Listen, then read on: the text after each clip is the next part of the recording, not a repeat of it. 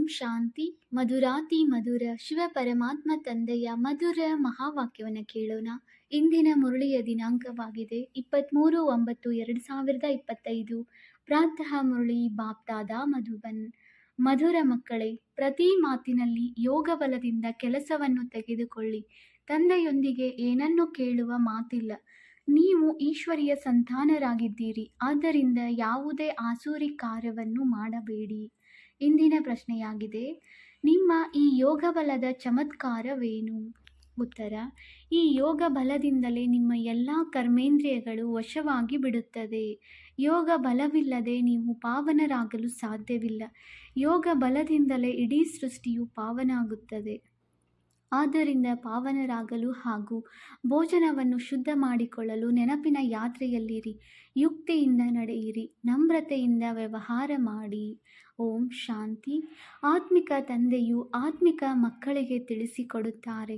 ಆತ್ಮಿಕ ತಂದೆಯು ಸ್ವರ್ಗದ ಹಾಗೂ ಹೊಸ ಪ್ರಪಂಚದ ಸ್ಥಾಪನೆಯನ್ನು ಹೇಗೆ ಮಾಡುತ್ತಾರೆಂದು ಪ್ರಪಂಚದಲ್ಲಿ ಯಾರಿಗೂ ತಿಳಿದಿಲ್ಲ. ನೀವು ತಂದೆಯಿಂದ ಯಾವುದೇ ಪ್ರಕಾರದ ಬೇಡಿಕೆಯನ್ನಿಡುವುದಿಲ್ಲ. ತಂದೆಯು ಎಲ್ಲವನ್ನೂ ತಿಳಿಸುತ್ತಾರೆ. ಅಂದ ಮೇಲೆ ಮತ್ತೇನನ್ನು ಕೇಳುವ ಅವಶ್ಯಕತೆ ಇರುವುದಿಲ್ಲ.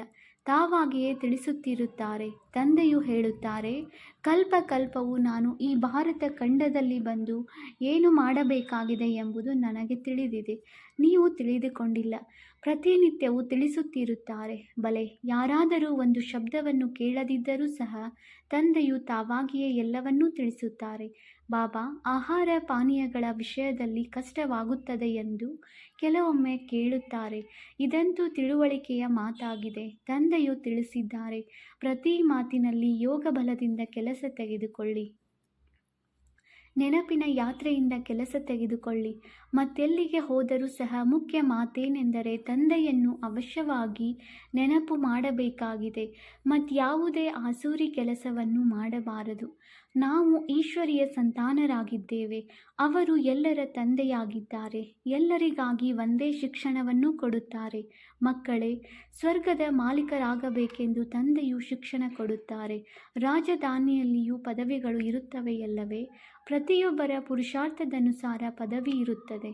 ಮಕ್ಕಳು ಪುರುಷಾರ್ಥ ಮಾಡಬೇಕು ಮತ್ತು ಪ್ರಾರಬ್ಧವನ್ನೂ ಸಹ ಮಕ್ಕಳೇ ಪಡೆಯಬೇಕಾಗಿದೆ. ಪುರುಷಾರ್ಥ ಮಾಡಿಸಲು ತಂದೆಯು ಬರುತ್ತಾರೆ. ತಂದೆಯು ಯಾವಾಗ ಬರುತ್ತಾರೆ, ಬಂದು ಏನು ಮಾಡುತ್ತಾರೆ, ಎಲ್ಲಿಗೆ ಕರೆದುಕೊಂಡು ಹೋಗುತ್ತಾರೆ ಎಂಬುದೇನು ನಿಮಗೆ ತಿಳಿದಿರಲಿಲ್ಲ. ತಂದೆಯೇ ಬಂದು ತಿಳಿಸುತ್ತಾರೆ. ಡ್ರಾಮಾದ ಪ್ಲಾನ್ ಅನುಸಾರ ನೀವು ಎಲ್ಲಿಂದ ಕೆಳಗಿಳಿದಿದ್ದೀರಿ. ಒಮ್ಮೆಲೆ ತುತ್ತ ತುದಿಯಿಂದ ಕೆಳಗೆ ಬಿದ್ದಿದ್ದೀರಿ. ನಾವು ಯಾರೆಂಬುದು ಸ್ವಲ್ಪವೂ ಬುದ್ಧಿಯಲ್ಲಿ ಬರುವುದಿಲ್ಲ. ಈಗ ಅನುಭೂತಿ ಮಾಡುತ್ತೀರಲ್ಲವೇ? ತಂದೆಯು ಬಂದು ಏನು ಮಾಡುತ್ತಾರೆಂದು ನಿಮಗೆ ಸ್ವಪ್ನದಲ್ಲಿಯೂ ಇರಲಿಲ್ಲ. ನೀವು ಏನನ್ನೂ ತಿಳಿದುಕೊಂಡಿರಲಿಲ್ಲ. ಈಗ ತಂದೆಯು ಸಿಕ್ಕಿದ್ದಾರೆ. ಆದ್ದರಿಂದ ಇಂತಹ ತಂದೆಯ ಮೇಲೆ ಬಲಿಹಾರಿಯಾಗಬೇಕೆಂದು ತಿಳಿಯುತ್ತೀರಿ. ಹೇಗೆ ಪತಿವ್ರತ ಸ್ತ್ರೀಯು ತನ್ನ ಪತಿಯ ಮೇಲೆ ಎಷ್ಟೊಂದು ಬಲಿಹಾರಿಯಾಗುತ್ತಾಳೆ. ತನ್ನ ಪತಿಯ ಚಿತೆಯನ್ನೇರುವುದರಲ್ಲಿಯೂ ಹೆದರುವುದಿಲ್ಲ. ಎಷ್ಟೊಂದು ಧೈರ್ಯವಿರುತ್ತದೆ. ಹಿಂದೆ ಬಹಳ ಮಂದಿ ಹೀಗೆ ಏರುತ್ತಿದ್ದರು. ಇಲ್ಲಾದರೆ ತಂದೆಯು ಇಂತಹ ಯಾವುದೇ ಕಷ್ಟವನ್ನು ಕೊಡುವುದಿಲ್ಲ. ಬಲೆ, ಇಲ್ಲಿ ಜ್ಞಾನ ಚಿತೆಯೆಂದು ಹೆಸರಿದೆ, ಆದರೆ ಯಾವುದೇ ಸುಡುವ ಮಾತಿಲ್ಲ. ತಂದೆಯು ಹೇಗೆ ಬೆಣ್ಣೆಯಲ್ಲಿ ಕೂದಲು ತೆಗೆದಂತೆ ತಿಳಿಸುತ್ತಾರೆ. ಮಕ್ಕಳಿಗೆ ತಿಳಿದಿದೆ, ಅವಶ್ಯವಾಗಿ ತಲೆಯ ಮೇಲೆ ಜನ್ಮ ಜನ್ಮಾಂತರದ ಹೊರೆಯಿದೆ. ಕೇವಲ ಒಬ್ಬರು ಅಜಮಿಳರಲ್ಲ, ಪ್ರತಿಯೊಬ್ಬ ಮನುಷ್ಯನು ಒಬ್ಬರಿಗಿಂತ ಇನ್ನೊಬ್ಬರು ಹೆಚ್ಚು ಅಜಮಿಳ ಪಾಪಿಗಳಾಗಿದ್ದಾರೆ. ಹಿಂದಿನ ಜನ್ಮಗಳಲ್ಲಿ ಏನೇನು ಮಾಡಿದ್ದೇವೆಂದು ಮನುಷ್ಯರಿಗೇನು ಗೊತ್ತು? ನೀವೀಗ ತಿಳಿದುಕೊಂಡಿದ್ದೀರಿ, ಪಾಪಗಳನ್ನೇ ಮಾಡಿದ್ದೇವೆ ಎಂದು. ವಾಸ್ತವದಲ್ಲಿ ಯಾರೊಬ್ಬರೂ ಪುಣ್ಯಾತ್ಮನಿಲ್ಲ. ಎಲ್ಲರೂ ಪಾಪಾತ್ಮರಾಗಿದ್ದಾರೆ. ಪುಣ್ಯ ಮಾಡಿದರೆ ತಾನೇ ಪುಣ್ಯಾತ್ಮರಾಗುವರು. ಸತ್ಯಯುಗದಲ್ಲಿಯೇ ಪುಣ್ಯಾತ್ಮರಿರುತ್ತಾರೆ. ಯಾರಾದರೂ ಆಸ್ಪತ್ರೆಯನ್ನು ಕಟ್ಟಿಸಬಹುದು, ಆದರೆ ಏನಾಯಿತು? ಏಣಿಯನ್ನು ಕೆಳಗೆ ಇಳಿಯುವುದರಿಂದಂತೂ ಪಾರಾಗುವುದಿಲ್ಲ ಅಲ್ಲವೇ? ಏರುವ ಕಲೆಯಂತೂ ಆಗುವುದಿಲ್ಲ. ಇನ್ನೂ ಇಳಿಯುತ್ತಲೇ ಹೋಗುತ್ತಾರೆ. ಈ ತಂದೆಯಂತೂ ಇಷ್ಟು ಪ್ರಿಯರಾಗಿದ್ದಾರೆ. ಇವರ ಮೇಲೆ ಜೀವಿಸುತ್ತಿದ್ದಂತೆಯೇ ಬಲಿಹಾರಿಯಾಗಬೇಕೆಂದು ಹೇಳುತ್ತಾರೆ. ಏಕೆಂದರೆ ತಂದೆಯು ಪತಿಯರ ಪತಿ, ತಂದೆಯರ ತಂದೆ ಎಲ್ಲರಿಗಿಂತ ಶ್ರೇಷ್ಠರಾಗಿದ್ದಾರೆ. ತಂದೆಯು ಮಕ್ಕಳನ್ನು ಈಗ ಜಾಗೃತಗೊಳಿಸುತ್ತಿದ್ದಾರೆ. ಇಂತಹ ತಂದೆಯು ಯಾರು ಸ್ವರ್ಗದ ಮಾಲೀಕರನ್ನಾಗಿ ಮಾಡುತ್ತಾರೆ, ಎಷ್ಟು ಸಾಧಾರಣವಾಗುತ್ತಾರೆ. ಆರಂಭದಲ್ಲಿ ಮಕ್ಕಳಿಗೆ ಕಾಯಿಲೆ ಬಂದಾಗ ತಂದೆಯೇ ಸ್ವಯಂ ಅವರ ಸೇವೆ ಮಾಡುತ್ತಿದ್ದರು. ಅಹಂಕಾರವೇನೂ ಇರಲಿಲ್ಲ. ಬಾಪ್ದಾದ ಶ್ರೇಷ್ಠಾತಿ ಶ್ರೇಷ್ಠರಾಗಿದ್ದಾರೆ. ತಿಳಿಸುತ್ತಾರೆ, ಅಂತಹ ಕರ್ಮವನ್ನು ನಾನು ಇವರಿಂದ ಮಾಡಿಸುತ್ತೇನೆ, ಇಲ್ಲವೇ ಮಾಡುತ್ತೇನೆ. ಇಬ್ಬರು ಒಂದಾಗಿ ಬಿಡುತ್ತಾರೆ. ತಂದೆಯು ಮಾಡುತ್ತಾರೆಯೇ, ದಾದಾರವರು ಮಾಡುತ್ತಾರೆಯೇ ಎಂದು ತಿಳಿಯುವುದೇ ಇಲ್ಲ. ಕರ್ಮ ಅಕರ್ಮ ವಿಕರ್ಮದ ಗತಿಯನ್ನು ತಂದೆಯೇ ತಿಳಿಸುತ್ತಾರೆ. ತಂದೆಯು ಬಹಳ ಶ್ರೇಷ್ಠರಾಗಿದ್ದಾರೆ. ಆದರೆ ಮಾಯೆಯದು ಎಷ್ಟೊಂದು ಪ್ರಭಾವವಿದೆ. ಈ ರೀತಿ ಮಾಡಬೇಡಿ ಎಂದು ಈಶ್ವರ ತಂದೆಯು ತಿಳಿಸುತ್ತಾರೆ. ಆದರೂ ಸಹ ಪಾಲಿಸುವುದೇ ಇಲ್ಲ. ತಂದೆಯು ತಿಳಿಸುತ್ತಾರೆ, ಮಧುರ ಮಕ್ಕಳೇ, ಈ ಕೆಲಸವನ್ನು ಮಾಡಬೇಡಿ. ಆದರೂ ಉಲ್ಟಾ ಕೆಲಸವನ್ನು ಮಾಡಿಬಿಡುತ್ತಾರೆ. ಉಲ್ಟಾ ಕೆಲಸ ಮಾಡುವುದನ್ನೇ ನಿಷೇಧಿಸುತ್ತೇವೆ ಅಲ್ಲವೇ? ಆದರೆ ಮಾಯೆಯು ಸಹ ಬಹಳ ಶಕ್ತಿಶಾಲಿಯಾಗಿದೆ. ಎಂದೂ ತಂದೆಯನ್ನು ಮರೆಯಬಾರದು. ಏನಾದರೂ ಮಾಡಲಿ, ಹೊಡೆಯಲಿ, ಬಡೆಯಲಿ, ತಂದೆಯು ಈ ರೀತಿಯೇನೂ ಮಾಡುವುದಿಲ್ಲ. ಆದರೆ ಕೇವಲ ಉದಾಹರಣೆಗೆ ಹೇಳಲಾಗುತ್ತದೆ. ನೀವು ಪ್ರೀತಿಯಾದರೂ ಕೊಡಿ ಅಥವಾ ತಿರಸ್ಕಾರ ಮಾಡಿ. ನಾವೆಂದೂ ನಿಮ್ಮ ಧರಣಿಯನ್ನು ಬಿಟ್ಟು ಹೋಗುವುದಿಲ್ಲವೆಂದು ಗೀತೆಯೂ ಇದೆ. ನಮಗಾಗಿ ಈ ಪ್ರಪಂಚದಲ್ಲಿ ಇರುವುದಾದರೂ ಏನು? ಬುದ್ಧಿಯು ಹೇಳುತ್ತದೆ, ನೀವು ಹೋಗುವುದಾದರೂ ಎಲ್ಲಿಗೆ? ತಂದೆಯು ರಾಜ್ಯ ಭಾಗ್ಯವನ್ನು ಕೊಡುತ್ತಾರೆ ಅಂದ ಮೇಲೆ ಇದು ಮತ್ತೆಂದಾದರೂ ಸಿಗುತ್ತದೆಯೇ? ಇದು ಇನ್ನೊಂದು ಜನ್ಮದಲ್ಲಿಯೂ ಸಿಗುವುದಿಲ್ಲ. ಇವರು ಪಾರಲೌಕಿಕ ತಂದೆಯಾಗಿದ್ದಾರೆ. ನಿಮ್ಮನ್ನು ಬೇಹದ್ದಿನ ಸುಖಧಾಮದ ಮಾಲೀಕರನ್ನಾಗಿ ಮಾಡುತ್ತಾರೆ. ಮಕ್ಕಳೇ, ದೈವಿ ಗುಣಗಳನ್ನು ಧಾರಣೆ ಮಾಡಿಕೊಳ್ಳಬೇಕು. ಅದಕ್ಕಾಗಿ ತಂದೆಯು ಸಲಹೆ ಕೊಡುತ್ತಾರೆ. ತಮ್ಮ ಪೊಲೀಸ್ ಇತ್ಯಾದಿ ಕೆಲಸವನ್ನೂ ಮಾಡಿ, ಇಲ್ಲವಾದರೆ ಅವರು ನೌಕರಿಯಿಂದ ಪದಚ್ಯುತ ಮಾಡುತ್ತಾರೆ. ಆದ್ದರಿಂದ ತಮ್ಮ ಕೆಲಸವನ್ನಂತೂ ಮಾಡಲೇಬೇಕಾಗಿದೆ. ಕೆಲವೊಮ್ಮೆ ಕಣ್ಣು ಬಿಡಬೇಕಾಗುವುದು. ಆದರೆ ಎಷ್ಟು ಸಾಧ್ಯವೋ ಅಷ್ಟು ಪ್ರೀತಿಯಿಂದ ಕೆಲಸ ತೆಗೆದುಕೊಳ್ಳಿ. ಇಲ್ಲವಾದರೆ ಯುಕ್ತಿಯಿಂದ ಭಯಪಡಿಸಿ, ಆದರೆ ಹೊಡೆಯುವಂತಿಲ್ಲ. ತಂದೆಗೆ ಎಷ್ಟೊಂದು ಮಂದಿ ಮಕ್ಕಳಿದ್ದಾರೆ. ತಂದೆಗೂ ಮಕ್ಕಳ ಚಿಂತೆ ಇರುತ್ತದೆ. ಮೂಲ ಮಾತು ಪವಿತ್ರರಾಗಿರಬೇಕಾಗಿದೆ. ಹೇ ಪತಿತ ಪಾವನ, ಬಂದು ನಮ್ಮನ್ನು ಪಾವನ ಮಾಡಿ ಎಂದು ನೀವು ಜನ್ಮ ಜನ್ಮಾಂತರದಿಂದ ಕರೆದಿದ್ದೀರಲ್ಲವೇ? ಆದರೆ ಅರ್ಥವೇನನ್ನೂ ತಿಳಿದುಕೊಂಡಿಲ್ಲ. ಕರೆಯುತ್ತೀರಿ ಅಂದ ಮೇಲೆ ಪತಿತರಲ್ಲವೇ? ಇಲ್ಲದಿದ್ದರೆ ಕರೆಯುವ ಅವಶ್ಯಕತೆಯೇ ಇಲ್ಲ. ಪೂಜೆಯ ಅವಶ್ಯಕತೆಯೂ ಇಲ್ಲ. ತಂದೆಯು ತಿಳಿಸುತ್ತಾರೆ, ಅಬಲೆಯರ ಮೇಲೆ ಎಷ್ಟೊಂದು ಅತ್ಯಾಚಾರಗಳಾಗುತ್ತವೆ. ಸಹನೆ ಮಾಡಲೇಬೇಕಾಗಿದೆ. ತಂದೆಯು ಯುಕ್ತಿಗಳನ್ನು ತಿಳಿಸುತ್ತಾರೆ. ಬಹಳ ನಮ್ರತೆಯಿಂದ ನಡೆದುಕೊಳ್ಳಿ. ತಿಳಿಸಿ, ತಾವಂತೂ ಭಗವಂತನಾಗಿದ್ದೀರಿ ಅಂದ ಮೇಲೆ ಏನನ್ನು ಬೇಡುತ್ತೀರಿ? ಮಾಂಗಲ್ಯವನ್ನು ಕಟ್ಟುವ ಸಮಯದಲ್ಲಿ ಹೇಳುತ್ತಾರೆ, ನಾನು ನಿಮ್ಮ ಪತಿ, ಈಶ್ವರ, ಗುರು, ಸರ್ವಸ್ವವಾಗಿದ್ದೇನೆ. ಈಗ ನಾನು ಪವಿತ್ರವಾಗಿರ ಬಯಸುತ್ತೇನೆ ಎಂದರೆ ನೀವೇಕೆ ತಡೆಯುತ್ತೀರಿ? ಭಗವಂತನಿಗೆ ಪತಿತ ಪಾವನನೆಂದು ಕರೆಯಲಾಗುತ್ತದೆಯಲ್ಲವೇ? ತಾವೇ ಪಾವನರನ್ನಾಗಿ ಮಾಡುವವರಾಗಿ ಬಿಡಿ. ಹೀಗೆ ಪ್ರೀತಿಯಿಂದ ನಮ್ರತೆಯಿಂದ ಮಾತನಾಡಬೇಕು. ಅವರು ಕ್ರೋಧ ಮಾಡಿದರೂ ನೀವು ಹೂವಿನ ಮಳೆ ಸುರಿಸಿ, ಬಲೆ ಹೊಡೆಯುತ್ತಾರೆ. ನಂತರ ಪಶ್ಚಾತ್ತಾಪ ಪಡುತ್ತಾರೆ. ಹೇಗೆ ಮದ್ಯಪಾನ ಸೇವಿಸಿದಾಗ ಬಹಳ ನಶೆ ಇರುತ್ತದೆ, ತಮ್ಮನ್ನು ರಾಜನೆಂದು ತಿಳಿಯುತ್ತಾರೆ. ಹಾಗೆಯೇ ಈ ಪ್ರಪಂಚವೂ ಸಹ ಇಂತಹ ವಸ್ತುವಾಗಿದೆ. ಅದರ ಮಾತೇ ಕೇಳಬೇಡಿ.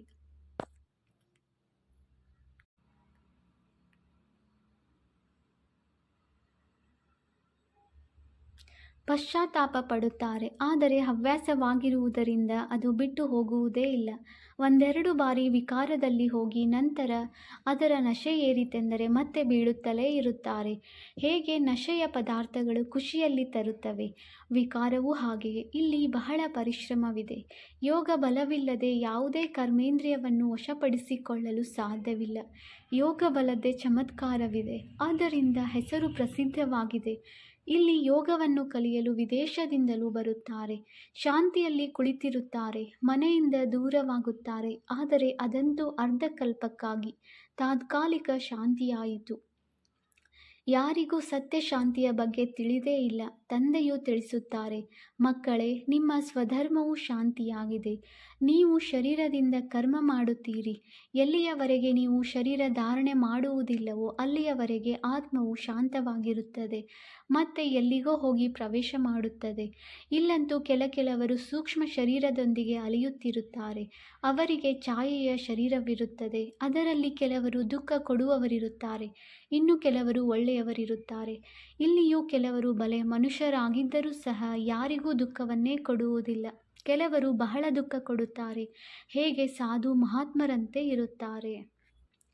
ತಂದೆಯು ತಿಳಿಸುತ್ತಾರೆ, ಮಧುರಾತಿ ಮಧುರ ಅಗಲಿ ಹೋಗಿ ಮರಳಿ ಸಿಕ್ಕಿರುವ ಮಕ್ಕಳೇ, ನೀವು 5000 ವರ್ಷಗಳ ನಂತರ ಪುನಃ ಬಂದು ಮಿಲನ ಮಾಡಿದ್ದೀರಿ. ಏನನ್ನು ಪಡೆಯಲು? ನಿಮಗೆ ಏನು ಸಿಗಲಿದೆ ಎಂಬುದನ್ನು ತಂದೆಯು ತಿಳಿಸಿದ್ದಾರೆ. ಬಾಬಾ ತಮ್ಮಿಂದ ಏನು ಸಿಗುತ್ತದೆ ಎಂಬ ಪ್ರಶ್ನೆಯೇ ಇಲ್ಲ. ತಾವಂತೂ ಸ್ವರ್ಗದ ರಚಯಿತನಾಗಿದ್ದೀರಿ ಅಂದ ಮೇಲೆ ಅವಶ್ಯವಾಗಿ ತಮ್ಮಿಂದ ಸ್ವರ್ಗದ ರಾಜ್ಯ ಭಾಗ್ಯವೇ ಸಿಗುವುದು. ತಂದೆಯು ತಿಳಿಸುತ್ತಾರೆ, ಹೀಗೆ ಸ್ವಲ್ಪ ತಿಳಿದುಕೊಂಡು ಹೋದರೂ ಸಹ ಸ್ವರ್ಗದಲ್ಲಿ ಬರುತ್ತಾರೆ. ನಾನು ಸ್ವರ್ಗದ ಸ್ಥಾಪನೆ ಮಾಡಲು ಬಂದಿದ್ದೇನೆ. ದೊಡ್ಡವರಿಗಿಂತ ದೊಡ್ಡ ಭಗವಂತ ಮತ್ತು ಪ್ರಜಾಪಿತನಾಗಿದ್ದಾರೆ. ವಿಷ್ಣು ಯಾರೆಂಬುದನ್ನು ಸಹ ನೀವು ತಿಳಿದುಕೊಂಡಿದ್ದೀರಿ, ಮತ್ಯಾರಿಗೂ ತಿಳಿದಿಲ್ಲ. ನಾವು ಇವರ ಮನೆತನದವರಾಗಿದ್ದೇವೆಂದು ನೀವು ಹೇಳುತ್ತೀರಿ. ಈ ಲಕ್ಷ್ಮೀನಾರಾಯಣರು ಸತ್ಯಯುಗದಲ್ಲಿ ರಾಜ್ಯ ಮಾಡುತ್ತಾರೆ. ಈ ಚಕ್ರ ಇತ್ಯಾದಿಯನ್ನು ವಾಸ್ತವದಲ್ಲಿ ವಿಷ್ಣುವಿಗಿಲ್ಲ. ನಾವು ಬ್ರಾಹ್ಮಣರ ಅಲಂಕಾರಗಳಿವೆ. ಈಗ ಈ ಜ್ಞಾನವಿದೆ. ಸತ್ಯಯುಗದಲ್ಲಿ ಇದನ್ನು ತಿಳಿಸುವುದಿಲ್ಲ. ಈ ಮಾತುಗಳನ್ನು ತಿಳಿಸಲು ಈ ಜ್ಞಾನ ಮತ್ಯಾರಲ್ಲಿಯೂ ಇಲ್ಲ. ನೀವು ಈ 84 ಜನ್ಮಗಳ ಚಕ್ರವನ್ನು ತಿಳಿದುಕೊಂಡಿದ್ದೀರಿ. ಇದರ ಅರ್ಥವನ್ನು ತಿಳಿಯಲು ಯಾರಿಗೂ ಸಾಧ್ಯವಿಲ್ಲ. ತಂದೆಯು ಮಕ್ಕಳಿಗೆ ತಿಳಿಸಿದ್ದಾರೆ, ಮಕ್ಕಳು ತಿಳಿದುಕೊಂಡಿದ್ದೀರಿ. ನಮಗಂತೂ ಈ ಅಲಂಕಾರಗಳು ಶೋಭಿಸುವುದಿಲ್ಲ. ನಾವಿನ್ನೂ ಶಿಕ್ಷಣವನ್ನು ಪಡೆಯುತ್ತಿದ್ದೇವೆ, ಪುರುಷಾರ್ಥ ಮಾಡುತ್ತಿದ್ದೇವೆ. ನಂತರ ಸ್ವದರ್ಶನ ಚಕ್ರವನ್ನು ತಿರುಗಿಸುತ್ತಾ ನಾವು ದೇವತೆಗಳಾಗಿಬಿಡುತ್ತೇವೆ.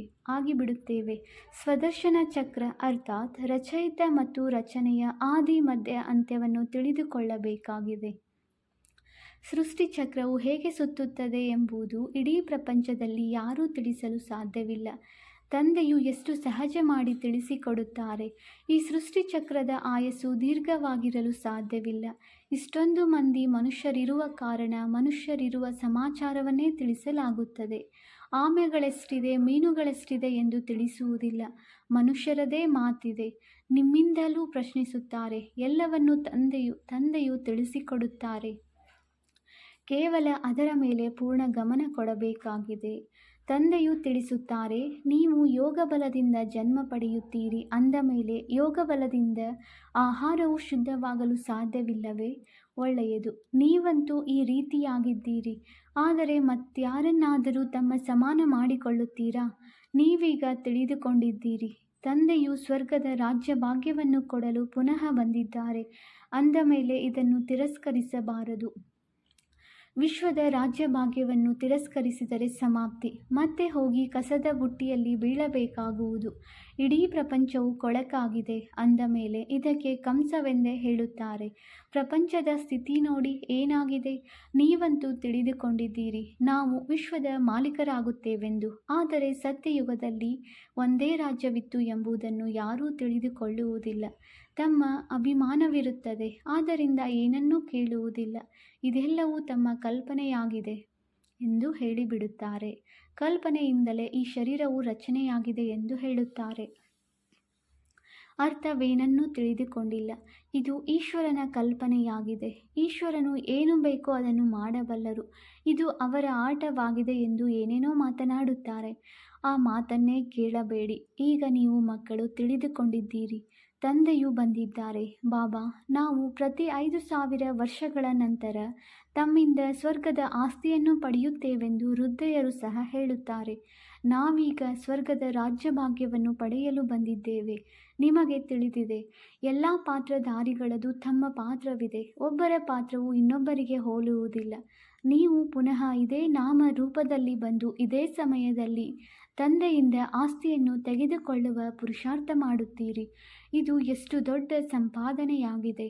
ಅರೆ, ತಂದೆಯು ಹೇಳುತ್ತಾರೆ, ಸ್ವಲ್ಪ ಜ್ಞಾನ ಕೇಳಿದರೂ ಸಹ ಸ್ವರ್ಗದಲ್ಲಿ ಬಂದು ಬಿಡುತ್ತೀರೆಂದು. ಆದರೆ ಪ್ರತಿಯೊಬ್ಬ ಮನುಷ್ಯನು ಶ್ರೇಷ್ಠರಾಗುವ ಪುರುಷಾರ್ಥವನ್ನೇ ಮಾಡುತ್ತಾರಲ್ಲವೇ? ಅಂದಾಗ ಮೊದಲು ಪುರುಷಾರ್ಥವಾಗಬೇಕಾಗಿದೆ. ಒಳ್ಳೆಯದು. ಮಧುರಾತಿ ಮಧುರ ಅಗಲಿ ಹೋಗಿ ಮರಳು ಸಿಕ್ಕಿರುವ ಮಕ್ಕಳ ಪ್ರತಿ ಮಾತಾಪಿತ ಬಾಪ್ದಾದಾರವರ ನೆನಪು, ಪ್ರೀತಿ ಹಾಗೂ ಸುಪ್ರಭಾತ. ಆತ್ಮಿಕ ಮಕ್ಕಳಿಗೆ ಆತ್ಮಿಕ ತಂದೆಯ ನಮಸ್ತೆ. ನಾವು ಆತ್ಮಿಕ ಮಕ್ಕಳಿಂದ ಆತ್ಮಿಕ ತಂದೆಗೆ ನೆನಪು, ಪ್ರೀತಿ ಹಾಗೂ ನಮಸ್ತೆ ನಮಸ್ತೆ ನಮಸ್ತೆ. ಧಾರಣೆಗಾಗಿ ಮುಖ್ಯ ಸಾರ. ಪಾಯಿಂಟ್ ನಂಬರ್ 1, ಹೇಗೆ ತಂದೆಯು ಮಕ್ಕಳ ಸೇವೆ ಮಾಡುತ್ತಾರೆ. ಯಾವುದೇ ಅಹಂಕಾರವಿಲ್ಲ. ಇದೇ ರೀತಿ ತಂದೆಯನ್ನು ಅನುಸರಿಸಬೇಕಾಗಿದೆ. ತಂದೆಯ ಶ್ರೀಮಂತದಂತೆ ನಡೆದು ವಿಶ್ವದ ರಾಜ್ಯಭಾಗ್ಯವನ್ನು ಪಡೆಯಬೇಕಾಗಿದೆ. ತಿರಸ್ಕಾರ ಮಾಡಬಾರದು. ಪಾಯಿಂಟ್ ನಂಬರ್ 2, ತಂದೆಯರ ತಂದೆ, ಪತಿಯರ ಪತಿ ಯಾರು ಎಲ್ಲರಿಗಿಂತ ಶ್ರೇಷ್ಠ ಪ್ರಿಯರಾಗಿದ್ದಾರೆಯೋ ಅವರ ಮೇಲೆ ಜೀವಿಸುತ್ತಿದ್ದಂತೆಯೇ ಬಲಿಹಾರಿಯಾಗಬೇಕಾಗಿದೆ. ಜ್ಞಾನ ಚಿತೆಯ ಮೇಲೆ ಕುಳಿತುಕೊಳ್ಳಬೇಕು. ಮರವಿನಿಂದಲೂ ಸಹ ಎಂದೂ ತಂದೆಯನ್ನು ಮರೆತು ಉಲ್ಟಾ ಕರ್ಮ ಮಾಡಬಾರದು. ವರದಾನ: ಖುಷಿಗಳ ಅಕೂಟ ಖಜಾನೆಯಿಂದ ಭರ್ಪೂರ್ ಸದಾ ನಿಶ್ಚಿಂತ ಚಕ್ರವರ್ತಿ ಭವ. ಖುಷಿಗಳ ಸಾಗರನ ಮೂಲಕ ಪ್ರತಿದಿನ ಖುಷಿಯ ಅಕೂಟ ಖಜಾನೆ ಸಿಗುತ್ತಿರುವುದು. ಆದ್ದರಿಂದ ಯಾವುದೇ ಪರಿಸ್ಥಿತಿಯಲ್ಲಿ ಖುಷಿ ಕಳೆದು ಹೋಗಲು ಸಾಧ್ಯವಿಲ್ಲ. ಯಾವುದೇ ಮಾತಿನ ಬಗ್ಗೆ ಚಿಂತೆಯಾಗಲು ಸಾಧ್ಯವಿಲ್ಲ. ಹೀಗಲ್ಲ, ಆಸ್ತಿ ಪಾಸ್ತಿಗೆ ಏನಾಗುವುದು, ಪರಿವಾರ ಏನಾಗುವುದು, ಪರಿವರ್ತನೆ ಆಗುವುದಲ್ಲವೇ? ಹಳೆಯ ಪ್ರಪಂಚದಲ್ಲಿ ಎಷ್ಟೇ ಶ್ರೇಷ್ಠರಿರಲಿ, ಆದರೆ ಎಲ್ಲವೂ ಹಳೆಯದೇ ಆಗಿದೆ. ಆದ್ದರಿಂದ ನಿಶ್ಚಿಂತ ಚಕ್ರವರ್ತಿಯಾದಿರಿ. ಏನಾಗುವುದೋ ಒಳ್ಳೆಯದೇ ಆಗುವುದು. ಬ್ರಾಹ್ಮಣರಿಗೆ ಎಲ್ಲವೂ ಒಳ್ಳೆಯದೇ, ಯಾವುದೂ ಸಹ ಕೆಟ್ಟದ್ದಲ್ಲ. ನಿಮ್ಮ ಬಳಿ ಇಲ್ಲ ಇಂತಹ ಬಾದ್ಶಾಹ ಇದೆ, ಅದನ್ನು ಯಾರೂ ಕಸಿದುಕೊಳ್ಳಲು ಸಾಧ್ಯವಿಲ್ಲ. ಸ್ಲೋಗನ್: ಈ ಸಂಸಾರಕ್ಕೆ ಒಂದು ಅಲೌಕಿಕ ಆಟ ಮತ್ತು ಪರಿಸ್ಥಿತಿಗಳನ್ನು ಆಟದ ಗೊಂಬೆಯೆಂದು ತಿಳಿದು ನಡೆಯಿರಿ. ಆಗ ಎಂದೂ ನಿರಾಶೆಯಾಗುವುದಿಲ್ಲ. ಅವ್ಯಕ್ತ ಸೂಚನೆ: ಈಗ ಲಗನ್ನಿನ ಅಗ್ನಿಯನ್ನು, ಪ್ರೀತಿಯ ಅಗ್ನಿಯನ್ನು ಪ್ರಜ್ವಲಿತಗೊಳಿಸಿ ಯೋಗವನ್ನು ಜ್ವಾಲಾರೂಪವನ್ನಾಗಿ ಮಾಡಿ. ಲಾಸ್ಟ್ ಸೋ ಫಾಸ್ಟ್ ಪುರುಷಾರ್ಥದ ಜ್ವಾಲಾರೂಪವೇ ಉಳಿದು ಬಿಟ್ಟಿದೆ. ಪಾಂಡವರ ಕಾರಣ ಯಾದವರು ನಿಂತಿದ್ದಾರೆ. ಪಾಂಡವರ ಶ್ರೇಷ್ಠ ಪದವಿ, ಆತ್ಮಿಕ ಪದವಿಯ ಸ್ಥಿತಿ ಯಾದವರ ಒತ್ತಡದ ಪರಿಸ್ಥಿತಿಗಳನ್ನು ಸಮಾಪ್ತಿ ಮಾಡುತ್ತದೆ. ಅಂದಾಗ ತಮ್ಮ ಪದವಿಯಿಂದ ಒತ್ತಡದಲ್ಲಿರುವ ಆತ್ಮಗಳಿಗೆ ಶಾಂತಿ ಹಾಗೂ ನೆಮ್ಮದಿಯ ವರದಾನವನ್ನು ನೀಡಿ ಜ್ವಾಲಾ ಸ್ವರೂಪ ಅರ್ಥಾತ್ ಲೈಟ್ ಹೌಸ್ ಮತ್ತು ಮೈಟ್ ಹೌಸ್ ಸ್ಥಿತಿಯನ್ನು ಅರ್ಥ ಮಾಡಿಕೊಳ್ಳುತ್ತಾ ಇದೇ ಪುರುಷಾರ್ಥದಲ್ಲಿರಿ. ಓಂ ಶಾಂತಿ.